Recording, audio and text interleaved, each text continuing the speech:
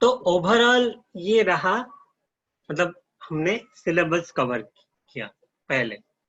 अब आते हैं मोस्ट इंपोर्टेंट चीज, स्ट्रेटेजी। मतलब आपको जेआरएफ क्रैक करना है तो हमें कौन सा स्ट्रेटेजी अपनाए, कौन सा प्लान अपनाए ताकि हम जेआरएफ क्लियर कर दें। पहले फर्स्ट एंड फॉरमोस्ट आपको माइंड में सेटअप करना है कि जेआरएफ अचीव करना है। जब आप माइंड में सेटअप कर देते हो योर एम इज जेआरएफ, उससे कम नहीं। और इस बार जनरली क्या होता है यूजीसी नेट में, मेरे अंडरस्टैंडिंग में, मैंने यूजीसी नेट जेआरएफ क्लियर किया था फर्स्ट अटेम्प्ट में इन 2009, जून 2009 में मैंने जेआरएफ क्लियर किया था, तब तो फर्स्ट अटेम्प्ट में। तो जब मैं प्रिपरेशन करता था तब मैं, और अभी 2009 से अब तक बहुत सारे बैच को कोचिंग दिया हूँ, offline online. UGC NET paper 1 का किताब भी पब्लिश हुआ है, वो देख सकते हैं आप। इकोनॉमिक्स पे लिख रहा हूँ, that will come soon in the market. तो मेरा इंटरेक्शन से मुझे जो पता चला, मैं बहुत लोगों के साथ इंटरेक्ट करता हूँ, बहुत आप सबके साथ इंटरेक्ट करता हूँ, तो मुझे इंटरेक्शन से एक चीज याद आया, एक चीज मुझे समझ में आया। लोग ने थोड़ा इन द सेंस कैंडिडेट्स साल में 2 बार है ना, तो कैंडिडेट थोड़ा लाइटली लेते हैं। मतलब हाँ इस बार नहीं हुआ अगले बार हो जाएगा, कौन सा ये लास्ट चांस है, लिमिटेड चांस नहीं है। जैसे सपोज आईएएस है, उसमें 4 ही आप दे सकते हो, और ऐसा कुछ नहीं है, इसमें नंबर नहीं है। फिर नेगेटिव मार्किंग भी नहीं है, तो नेगेटिव मार्किंग होगा तो और कॉम्पिटिटिव हो जाएगा, वो अलग बात है। तो लोग थोड़ा लाइटली लेते थे, तो इस बार नहीं हुआ तो अगले बार हो जाएगा, उस चक्कर में छूट जाता है। जेआरएफ क्लियर करना है तो फर्स्ट गोल माइंड में आप सेट कर दीजिए, दिस अभी नेक्स्ट जो एग्जाम होगा, नोटिफिकेशन अभी तो आया नहीं, most probably it will be in December, मुझे जितना लग रहा है, मैंने जितना सुना है। जो भी अभी नेक्स्ट एग्जाम जो होगा, आप माइंड मेकअप कर लीजिए कि ये एग्जाम मुझे बाय एनी हाउ क्लियर करना है। तो that is your first goal and objective. पूरा अपना एफर्ट लगा दीजिए, 100% मैक्सिमम एफर्ट, ताकि एग्जाम का रिजल्ट क्या होगा वो डिपेंड नहीं करता है, एग्जाम का कोशिश क्या है वो डिपेंड करता है आप कितने सक्सेसफुल हो या फेल्यूर हो। एग्जाम का आउटकम ये नहीं बताता है आप स्ट्रांग हो या नहीं हो। एग्जाम का जो कोशिश है, एफर्ट है, that determines you are successful और नॉट। इसलिए अपना 100% आप दीजिए, then rest you can say. तो पहले स्ट्रेटेजी में first strategy, set your goal, this time I am clearing JRF. ये लिख लीजिए आप एक बोर्ड में, बड़ा सा बोर्ड में लिख के चिपका दीजिए आप, जहां आप मतलब आपके रूम में आपका नजर पड़ना चाहिए हमेशा, आई विल क्लियर जेआरएफ। आज से ही, आज से एक बड़े से पेपर में आई विल क्लियर जेआरएफ 2020 लिख के एक चिपका दीजिए। जब भी आपका नजर पड़े वहां आपका गोल आपके सामने है, आपको और कोई चीज नहीं दिखना चाहिए। जैसे अर्जुन बर्ड्स आई व्यू बोलते हैं ना, अर्जुन जब तीर निशाने पे लगा रहे थे, उनको मछली की आंख ही दिखा देता था, बाकी लोगों को पेट दिखता था, ये दिखता था।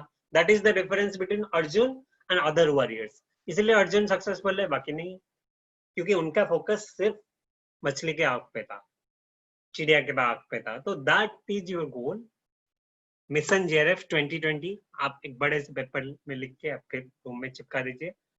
जितने बार आपका नजर पड़े उतना आपका हौसला बढ़ेगा, आपका अंदर से कॉन्फिडेंट होगा।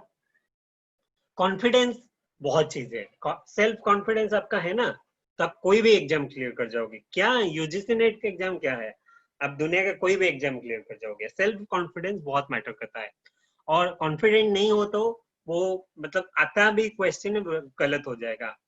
अभी मैं बात कर रहा था कि एक दो बहुत सारे ऐसे मैंने देखा है, एक दो परसेंटाइल से जेआरएफ छूट रहा है। उसका मेन प्रॉब्लम क्या होता है पता है? Lack of confidence. आप एग्जाम में कॉन्फिडेंट होके जाओगे ना, नहीं होके जाओगे तो एक दो क्वेश्चन ऐसे रॉन्ग हो जाएगा कॉन्फिडेंस में।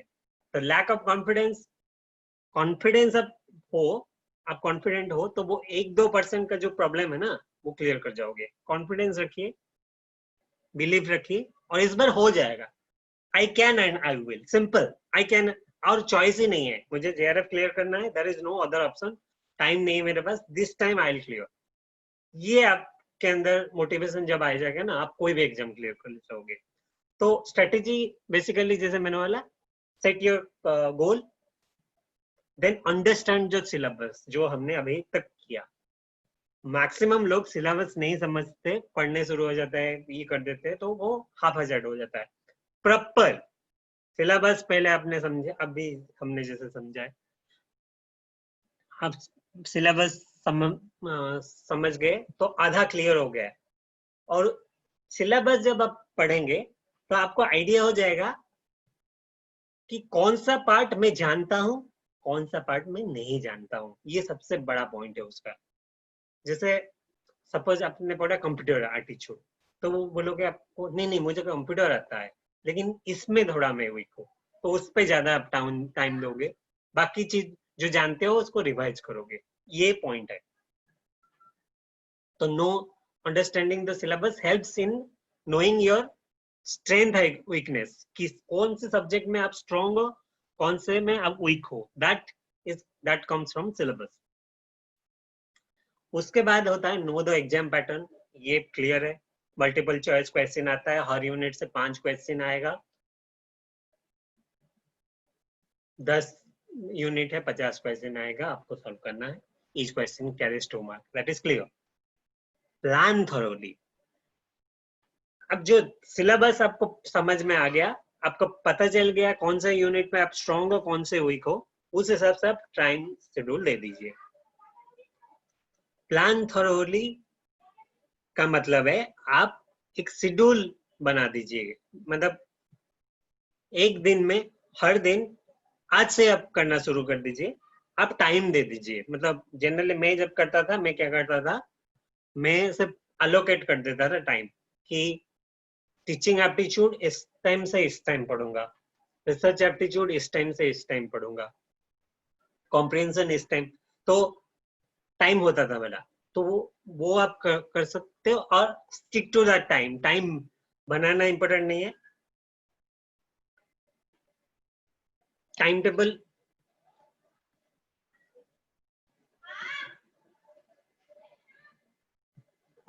फॉलो करना बहुत इंपॉर्टेंट है। स्टिकिंग टू टाइम टेबल बहुत इंपॉर्टेंट है, क्योंकि टाइम टेबल बना देते हैं, जोश जोश में 1-2 दिन पढ़ देते हैं, फिर भूल जाते हैं, इसका कोई मतलब नहीं है। और टाइम टेबल ऐसे बनाइए जैसे पॉसिबल हो, मतलब आप जितना कर सकते हैं उस हिसाब से ही टाइम टेबल बनाइए। लेकिन फिक्स टाइम टेबल जो बन गया है ना, उसको प्रैक्टिस करना पड़ेगा। सपोज आप दे रहे हो 1 घंटा, मतलब पेपर 1 को 2-3 घंटे दे रहे हो, 2-3 घंटे तो मिनिमम देना पड़ेगा हर दिन। 2-3 घंटे जब आप पेपर 1 को दे रहे हो, 3 घंटा मतलब 3 घंटा, ऐसे नहीं आज तो उससे ज्यादा कर लिया तो अच्छा है, लेकिन 3 घंटे से कम नहीं होगा वो अच्छा है। तो 3 घंटा मतलब 3 घंटा एटलीस्ट, जो प्लान शेड्यूल है उसको आप कीजिए। और ये स्ट्रेटेजी बहुत काम आता है, मैंने देखा है। Make notes of dates. UGC NET paper 1 को मैंने बहुत, कोई जो प्रीवियस ईयर 10 साल 20 साल का क्वेश्चन को मैंने बहुत बारीकी से स्टडी किया है, और मैं बता सकता हूँ 10 से 15% जो क्वेश्चन है डेट से आता है। आइदर यूजीसी का एस्टेब्लिशमेंट डेट, और इसका डेट, उसका डेट, क्लासिक मॉर्निंग का डेट, ये पॉलिसी का डेट, उस पेरिस एग्रीमेंट का डेट, ये मैक्सिमम डेज का आता है, मैचिंग आ जाता है। तो मेक नोट्स ऑफ डेट्स। तो इसके लिए आपको स्ट्रेटेजी क्या करना है, जितने डेज है, मैंने क्या किया था, मतलब आप मैं शेयर भी कर सकता हूँ, वो जितने हमारे डेज है, computer day, teacher day, student day, navy day, army day, national, international, एक उसका शेड्यूल आता है, और मतलब जनवरी से दिसंबर तक, उसको आप प्रिंट कर लीजिए। जहां आपका नजर पड़ता है, सपोज जहां आपके मैक्सिमम टाइम, जब आप सो के उठते हो या कुछ करते हो, वहां पे चिपका दीजिए, तो आपके नजर में वो रहेगा। और एक प्लस पॉइंट आप कर सकते हो, कैलेंडर लीजिए, कैलेंडर में ना जो डेट्स है उसको मार्क कीजिए, गोल गोल गोल गोल घुमाइए। जनवरी आपने स्टार्ट किया, 26 जनवरी रिपब्लिक डे, गोल गोल घुमाइए। और वो कैलेंडर हमेशा आपके आंखों के सामने रहता है, तो कैलेंडर में जब गोल घुमाते हैं ना, आपको माइंड में ऐसा है, अच्छा 26 जनवरी is Republic day, 15 August is independence day, उस टाइप का सब। 5 सितंबर टीचर्स डे, नवंबर 14 चिल्ड्रंस डे, जो 2 अक्टूबर गांधी जयंती, जो भी जो चीजें हमारे जो डेज है, वर्ल्ड वर्ल्ड एनवायरमेंट डे 5 जून है, उस टाइप का जितने भी डेज है, वर्ल्ड गर्ल चाइल्ड डे हो गया, जितने भी डेज है हम मार्क कर लीजिए। और उसके साथ जो एस्टेब्लिशमेंट ईयर, वो भी क्रोनोलॉजिकली समझिए, किसके बाद क्या आया था, उसका नोट बना लीजिए। डेट और ईयर्स आप कर लोगे ना, बहुत 10 to 15% आपको सॉल्व हो जाएगा। Then revise as many times as possible. जितने आपके पॉइंट्स है ना,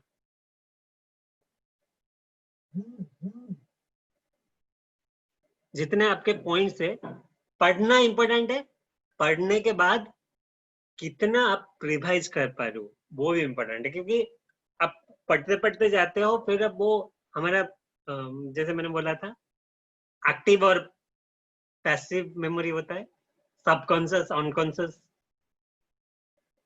कॉन्शियस मेमोरी। तो जब हम रिवाइज नहीं करते हैं, चीजें हमारे अनकॉन्शियस, सबकॉन्शियस मेमोरी में चला जाता है कॉन्शियस से, तो उसको रिकॉलेक्ट करना मुश्किल होता है। आप जितने बार उसको रिवाइज करेंगे, फिर वो माइंड में आपका वापस आता रहेगा। उसका बेस्ट क्या स्ट्रेटेजी क्या है, सपोज आप, हम आज टीचिंग एप्टीट्यूड पढ़ेंगे, आपने इतना सिलेबस कवर कर लिया ना, उसको एक बार नजर मार लीजिए कि ठीक है, कैरेक्टरिस्टिक ऑफ टीचर ये है, एक बार नजर मार लिया, फिर उसके बाद जो सिलेबस है उसको अच्छी तरह से पढ़िए। तो हर दिन थोड़ा रिवीजन का टाइम भी रखिए, पढ़ना भी रखिए, मिक्स कीजिए तो होगा। Try different types of question, ये बहुत इंपॉर्टेंट है। Try different types of question का मतलब है, जब आप क्वेश्चन, इसको मैं क्लब कर रहा हूँ, practice past year questions regularly, क्योंकि मैक्सिमम क्वेश्चन, ये मैं बहुत बार बोला हूँ उसको, maximum question UGC NET paper 1 का रिपीट होता है। मैक्सिमम, बहुत क्वेश्चन आपको ऐसे दे दूंगा, लिस्ट दे दूंगा, जो बहुत बार रिपीट हुआ है, मैं बोल भी दूंगा ये क्वेश्चन यूजीसी नेट 2013 दिसंबर में आया था, 2015 जून में आया था, 2017 दिसंबर में आया था, मार्क करके दे दूंगा वो।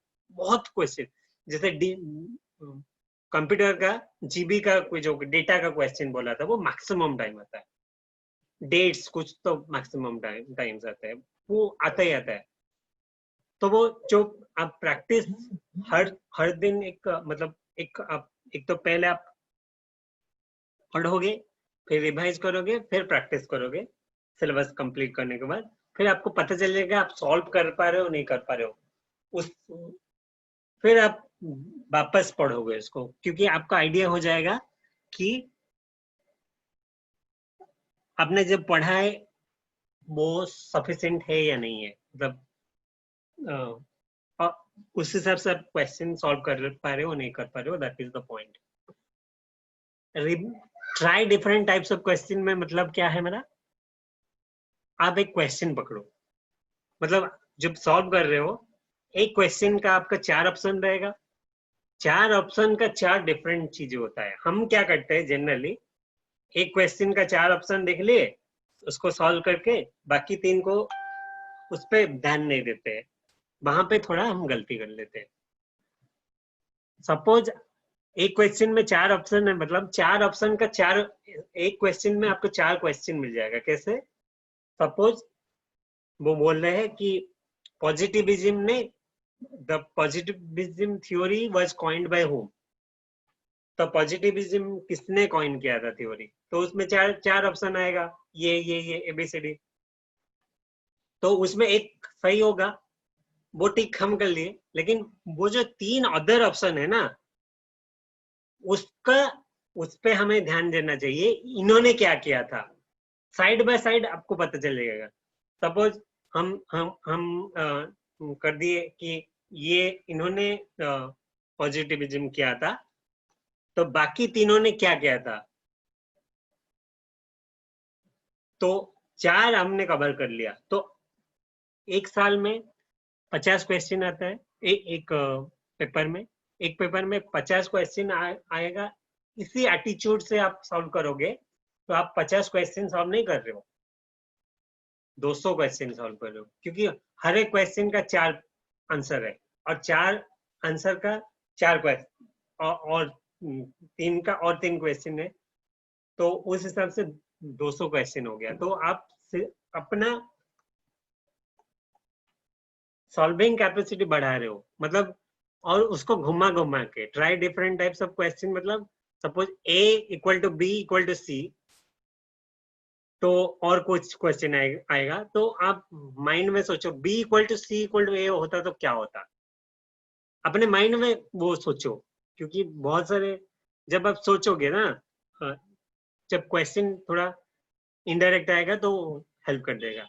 सेम क्वेश्चन, बहुत सारे क्वेश्चन ऐसे होता है हमें आता है, लेकिन वो थोड़ा इनडायरेक्टली हमें पूछ देते हो ना, तो वो हमने कॉल नहीं कर पाते, फिर वापस आके देखते हैं, अरे ये तो ये आंसर था। उस टाइम क्लिक नहीं किया क्योंकि हमने उस टाइप का सोचा नहीं है। तो आपको माइंड को थोड़ा खोलिए और सोचिए डिफरेंट ऑल्टरनेटिव्स क्या हो सकता है इस क्वेश्चन का। और जब तक वो क्वेश्चन सॉल्व नहीं हो रहा है, उस पे लगिए। और ये जनरली मैं एक्सपीरियंस से बोल रहा हूँ, बहुत सारे लोग ना मुझे क्वेश्चन भेज देते हैं कि सर ना इसका आंसर बता दीजिए। एक क्वेश्चन बोल दिया, एक आंसर बता दिया। मैं जनरली रिलक्टेंट होता हूँ आंसर बताने के, क्योंकि मैं तो सॉल्व कर दूंगा, मैंने तो क्वालिफाई कर दिया है, और मुझे इंटरेस्ट, मैं उसको बोलता हूँ मुझे एग्जाम नहीं देना है, आपको एग्जाम देना है, मैं तो सॉल्व करके दे दूंगा, लेकिन तुम सीखोगे नहीं। जब तुम सॉल्व करोगे, तुम उसको सर्च करोगे, और जब तुम खुद से सॉल्व करोगे, वो माइंड में आ जाएगा उसका प्रोसीज्योर। तो फिर आप प्रोसीज्योर को समझ जाओगे तो सॉल्यूशन आ जाएगा।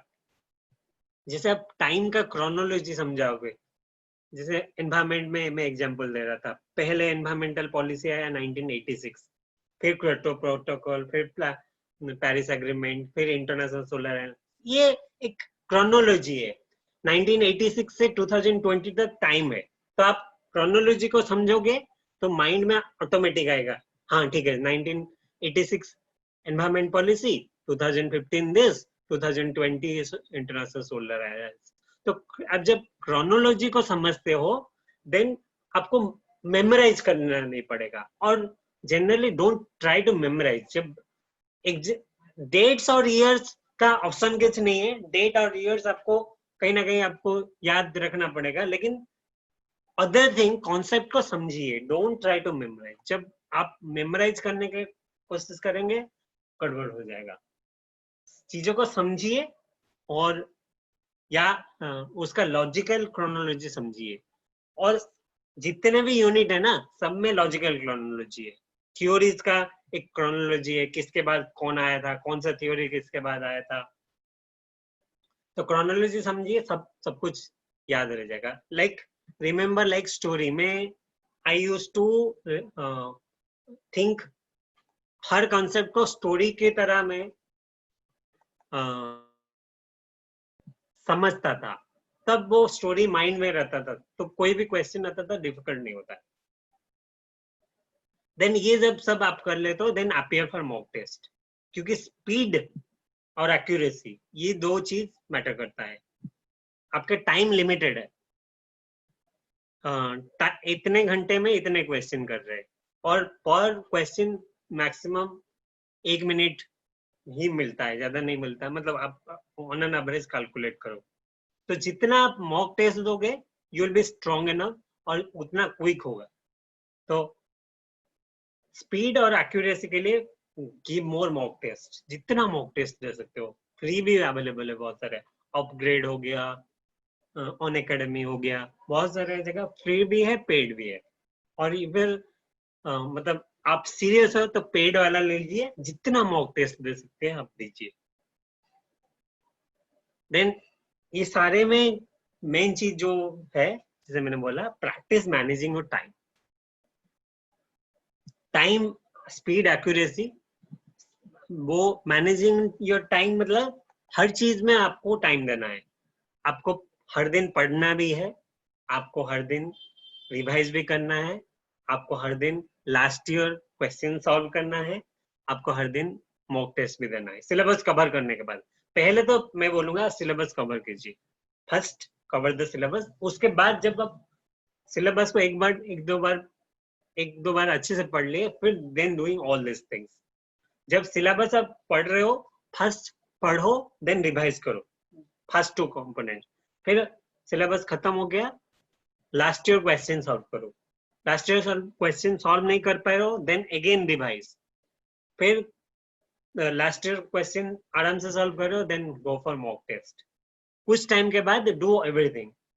आप हर दिन थोड़ा पढ़िए, थोड़ा रिवाइज कीजिए, then practice 1 year question at least 1 a day. एक दिन में 1 साल का क्वेश्चन तो सॉल्व करिए, और 1 से 2 मॉक टेस्ट कीजिए। This should be the plan generally. और ये स्ट्रेटेजी आप जनरली अपनाएंगे तो I guarantee that UGC JRF is confirm. और कुछ जनरली मैंने जो सुना है जैसे बहुत से, जैसे prepare well in time. Time दीजिए, ओवर द नाइट कुछ नहीं होता, 1-2 दिन में पढ़ के क्लियर कर दूंगा, that attitude will not work, क्योंकि ये कॉम्पिटिटिव एग्जाम है। गिव योर टाइम,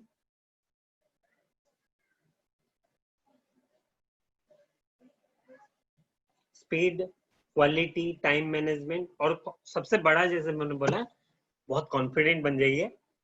देन आप उसको अच्छे तरह से उसको क्रैक कर सकते हैं।